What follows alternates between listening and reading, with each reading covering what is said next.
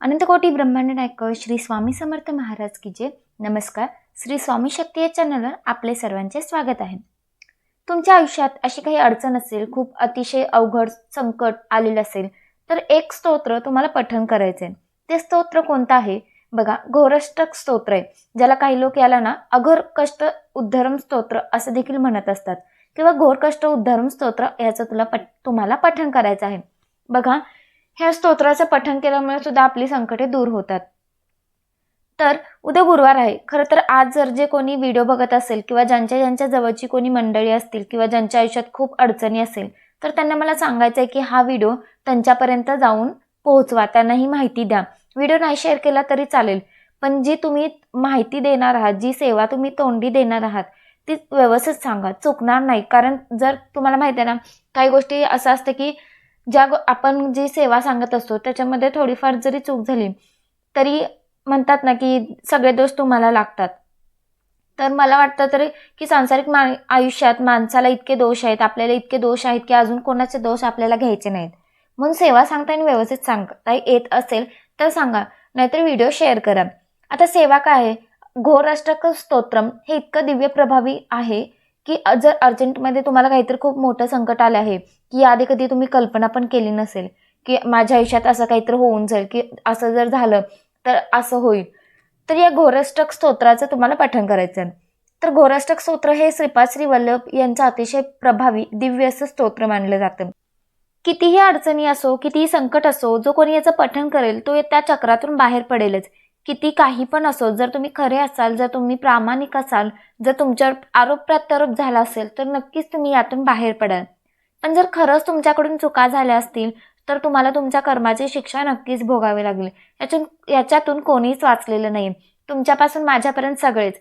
आता कसं करायचं बघा, उद्या गुरुवार आहे, तुम्ही अगदी रोज 11 वेळा पठण करा, कुठलेच नियम नाही आहेत. हे तुमच्यावर इतकं मोठं संकट आलेलं आहे ना की तुम्ही 11 वेळा पठण करा, 51 वेळा करा, 21 वेळा करा, 41 वेळा करा. जेवढं जास्त वेळा तुम्हाला घोरष्टक म्हणता येईल तेवढं तुम्हाला हे स्तोत्र वाचायचं आहे. बघा, हे अगदी खूप सोपं आहे आणि खूप छोटंच आहे. ते एका छोट्याशा पाना इतकं आहे. तर तुम्हाला ते कुठे मिळेल? ज्यांच्याकडे गुरुचरित्राचं 14वा किंवा 18वा अध्यायाचं पुस्तक आहे ना, त्याच्या मागे तुम्हाला ते दिलेलं आहे. किंवा जर त्यांच्याकडे हे नाही आहे, त्यांनी गुगलवरून डाउनलोड करा किंवा यूट्यूबला सुद्धा तुम्ही लावू शकता. किंवा जर तुम्हाला नाहीच भेटत असेल तर मी डिस्क्रिप्शन बॉक्समध्ये सुद्धा ते देते. एकदा वाचा, दोनदा वाचा. थोडंसं संस्कृतमध्ये उच्चार करायला अडचण होईल, पण तुम्ही शुद्ध भक्तीने, भावनेने करताय ना, बस. बाकी सगळं देवावर सोपवून द्या. आता जरी तुम्ही सेवेला सुरुवात केली या क्षणाला तरी चालेल. किंवा उद्या गुरुवार आहे, महाराजांकडे समोर बसा, सगळं दुःख, सगळी आपली व्यथा त्यांना सांगा की महाराज असं असं आहे आणि ते सगळं बघणार आहे. महाराज तुमचं जे काही चालले आहे ना ते सगळं महाराजांकडे सोपवून द्या. कारण महाराजांकडे तुमचा सगळा लेखाजोखा स्वामींकडे असतो. म्हणून माणसांना घाबरू नका, पण देवाला मात्र नक्की घाबरा. जर तुम्ही प्रामाणिक असाल तर नक्कीच देव तुम्हाला मदत करेल.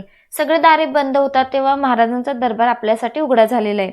असंच एक मनात धरा की माझं सगळं आयुष्य थांबलंय, पण महाराजांचा दरबार, ज्यांचा अखंड ब्रह्मांड ज्यांच्या मुठीत आहे, त्यांचा दरवाजा माझ्यासाठी उघडा झालेला आहे आणि आता मला सेवा करायची आहे. काहीच घाबरू नका, कुठलीच अडचणी नाही. सगळ्या अडचणींवर महाराज मात करतील. तर महाराजांसमोर हे सगळं बोलून बसून तुम्हाला दररोज 11 वेळा, अर्थात 12 ते 12:30 तुम्हाला ही सेवा करायचीच नाही. अर्थात कुठलीच सेवा 12 ते 12:30 मध्ये करायचं नाही, कारण त्यावेळी दत्तगुरूंचा भिक्षेचा टाईम असतो. तर बघा, तुम्ही यानंतर सुद्धा सेवा करू शकता. अगदी सकाळी करा, दुपारी किंवा तुम्हाला जमेल तेव्हा तुम्ही करा. आणि त्याचबरोबर महाराजांसमोर बसून अखंड नामस्मरण करा. नामस्मरण करताना आता मी तुम्हाला जे घोरष्टक स्तोत्र सांगितले ते तुम्ही चालता, बोलता, फिरता, बसता पण करू शकता, पण मन स्थिर राहत नाही. त्याच्यामुळे आपलं मन कसं इकडे तिकडे भटकतच राहतं. पण आपण जर देवासमोर बसून केलं तर आपलं मन एकाग्र होतं. देवासमोर आपलं देवांकडे आपला चेहरा राहतो. त्याच्यामुळे आपण ते मन लावून आपण वाचू शकतो. तर जास्तीत जास्त हे तुम्ही पठण करा. बघा, किती दुःख आले असतील, किती अडचणी असतील, तर तुम्हाला ह्यातून तुम्ही नक्कीच बाहेर पडाल. बघा, 8 दिवसात जर तुमच्यावर असे काही संकट आले तर 8 दिवसात तुम्हाला मार्ग मिळेल. गुरुवार तर गुरुवार करून बघा, अनुभव आल्याशिवाय राहणार नाही. एवढं दिव्य आणि प्रभावी असं दत्त महाराजांचं खूप प्रभावी असं स्तोत्र आहे. घोरष्टक स्तोत्र बरेच माझे स्वामी भक्त आहेत जो त्यांच्या नित्यसेवेमधला हा एक अविभाज्य भाग म्हणून पठण करतात. पण जे काही नवीन आहेत अर्थात मांसाहार वर्ज्य आहे. म्हणजे ह्या सेवेत किंवा कुठल्याही सेवेत तुम्ही सेवा करत असाल तर त्याला मांसाहार करायचं नाही. म्हणजे कसं ज्या दिवशी तुम्ही मांसाहार करणार असाल त्या दिवशी तुम्ही ती सेवा करायची नाही आहे. बाकी कुठलेच नियम वगैरे नाही आहेत. तर बघा ह्या सेवेवर इतका भरता आहे की खरंच अशी अडचण आली आहे की कुठली कोर्ट कचेरी आहे पण असो, पण यातून तुम्हाला नक्कीच मार्ग मिळेल. तुमचे काम झाल्याशिवाय राहणार नाही. ज्याला याची गरज आहे प्लीज कळकळून विनंती आहे त्याच्यापर्यंत ही सेवा व्यवस्थित तुमच्या तोंडाने सांगा. जर तुम्हाला होत नसेल तर तुम्ही हा व्हिडिओ नक्की शेअर करा. तर बघा आजच्यासाठी इतकंच. झालेली सेवा मी महाराजांच्या चरणी रुजू करते आणि आजचा व्हिडिओ मी इथंच थांबवते. जर व्हिडिओ तुम्हाला आवडला असेल तर व्हिडिओला लाईक करा. चॅनलवर नवीन असाल तर चॅनलला सबस्क्राईब करा. तोपर्यंत श्री स्वामी समर्थ.